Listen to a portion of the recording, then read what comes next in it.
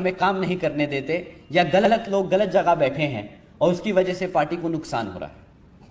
ये बात आपने मुझसे बोली, आपने लोगों से बोली, और ये आपने महसूस करी। आज मैं आपसे खुल के बोलता हूँ, ये चीज़ मैंने भी महसूस करी। मेरे को भी बहुत दिक्कत आती है बहुत बार काम करने में। बहुत दिक्कत आती है कि बहुत सारे प्लान्स हैं, बहुत सारी स्ट्रैटेजीज हैं जो हम करना चाहते हैं पर हम नहीं कर पाते, हम मजबूर हैं। स्ट्रक्चर अभी ऐसा बना हुआ है जिसमें कुछ लोग ऐसे बैठे हैं जिनको हम अभी छेड़ नहीं सकते। नमस्कार दोस्तों, आप देख रहे राजनीति तंत्र। आपका बहुत बहुत स्वागत है। बहुजन समाज पार्टी में आकाश आनंद की वापसी होती है तो उस दौरान पूरे देश भर में भूचाल आए। ऐसी सरकार आतंकवादियों की सरकार होती है, ऐसी सरकार तालिबान अफगानिस्तान में चलाता है।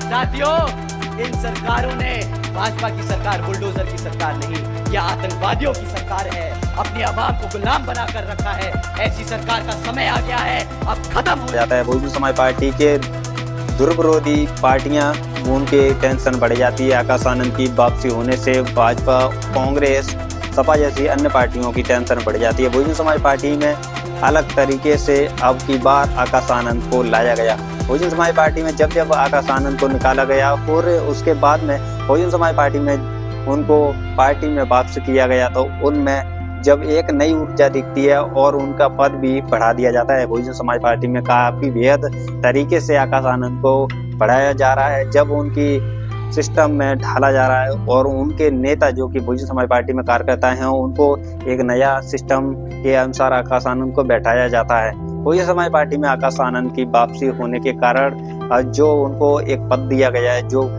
चीफ कोऑर्डिनेटर बनाया गया है। बहुजन समाज पार्टी में चीफ कोऑर्डिनेटर आकाश आनंद को बनाया गया। उससे पहले जो राष्ट्रीय कोऑर्डिनेटर थे वो, और अब वो चीफ कोऑर्डिनेटर बन चुके हैं। और चीफ कोऑर्डिनेटर का मतलब यह है कि जितने भी उनके नीचे राष्ट्रीय कोऑर्डिनेटर हैं और मंडल कोऑर्डिनेटर है, मंडल अध्यक्ष हैं, जिला अध्यक्ष, जितने भी जो कार्यकर्ता हैं और पार्टी में समर्थक हैं, वो उनके पार्टी के से सभी पदों पर बड़े हैं, लेकिन उनसे सबसे बड़े आकाश आनंद हैं। बहुजन समाज पार्टी में जब उनको निकाला गया, फिर वापसी किया गया तो उनको पद बढ़ाया गया।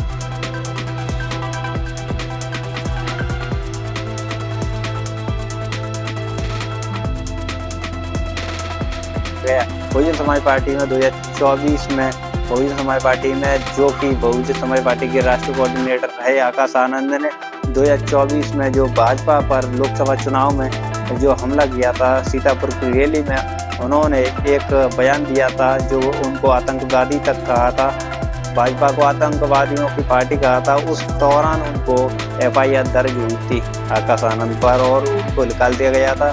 फिर उसमें वापसी होती है तो बहुजन समाज पार्टी में राष्ट्रीय कोऑर्डिनेटर बना दिया जाता है और उसके साथ ही उनको एक ऑफर भी दे दिया जाता है जो कि काफ़ी खुशहाल और खुशखबरी लायक था, जो कि उनको उत्तराधिकारी भी घोषित कर दिया जाता है। फिर उसके बाद में बहुजन समाज पार्टी में ऐसा एक सिस्टम बन दिया जाता है और बहुजन समाज पार्टी में एक नए अलग अलग तरीके से लाइनें दिखती हैं और उनमें नए नेता दिखते हैं जो कि अपने तरीके से पार्टी चलाने की कोशिश करते हैं। फिर उसके बाद में आकाश आनंद को निकाल दिया जाता है सिर्फ उनके ससुर की वजह से और उनकी पत्नी की वजह से।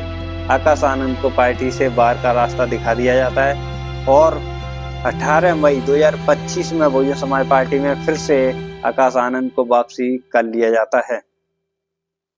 आकाश आनंद को चीफ कोऑर्डिनेटर बनाया गया। जितने भी कोऑर्डिनेटर हैं, 3 कोऑर्डिनेटर बनाए गए, उनके ऊपर आकाश आनंद को रखा गया और बहुजन समाज पार्टी में जब आकाश आनंद की एंट्री होती है तो उनका पद बढ़ता है। और इसी तरीके से आज भी जो कि 18 मई 2025 को उनका वापसी पार्टी के अंदर हुआ, तब भी उनके लिए पद बढ़ाया गया।